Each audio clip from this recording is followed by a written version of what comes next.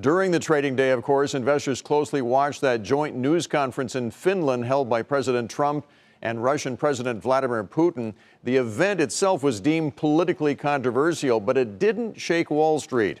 Eamon Javers has the story tonight in Helsinki, Finland.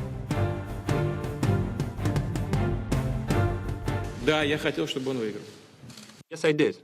Yes, I did. With those words, Russian President Vladimir Putin confirmed that he was rooting for Donald Trump to win the 2016 presidential election, a confirmation given as he stood alongside Trump at a post-summit press conference in Helsinki. The specter of the 2016 presidential election and what the Russians did or didn't do to interfere hung over the first summit between the two men. President Trump said he still isn't convinced that Russia was responsible for hacking into Democratic computers during the election. All I can do is ask the question. My people came to me, Dan Coates came to me, and some others. They said they think it's Russia.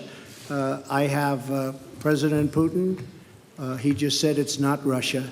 I will say this, I don't see any reason why it would be. Swift and largely negative reaction from Democratic lawmakers as well as members of the president's own party.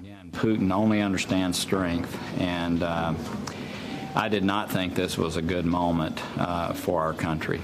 Senator John McCain said no prior president has ever abased himself more abjectly before a tyrant.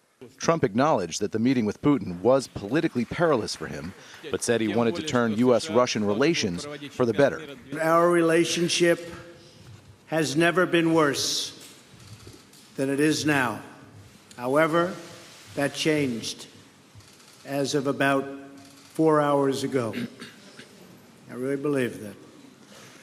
Nothing would be easier politically than to refuse to meet, to refuse to engage, but that would not accomplish anything.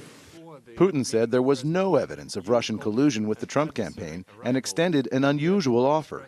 He would allow U.S. law enforcement to come to Russia and participate in an interview with the 12 Russian intelligence agents indicted by the Department of Justice last week if Russian agents were allowed in turn to go to the United States and interrogate Americans.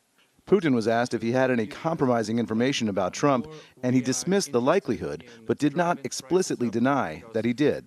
Yeah, I did heard these rumors that we allegedly collected compromising material on Mr. Trump when he was visiting Moscow. Well, distinguished colleague, let me tell you this. When President Trump visited Moscow back then, I didn't even know that he was in Moscow. After the press conference, a White House official emailed me to say that the president has been entirely consistent on this issue, both publicly and privately. But when he lands back in Washington, he'll face some tough criticism from members of Congress who feel this was a missed opportunity. For Nightly Business Report, I'm Eamon Javers in Helsinki.